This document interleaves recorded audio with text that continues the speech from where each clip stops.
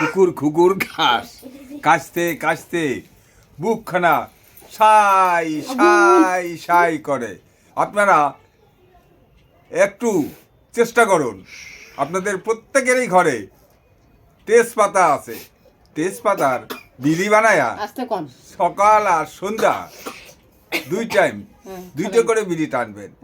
অতি সত্বর আপনাদের গলার খুসখুস হাই ফাই সাই সাই কাশ থেকে আপনারা অবিলম্বে নিরাময় ও আরাম পাবেন।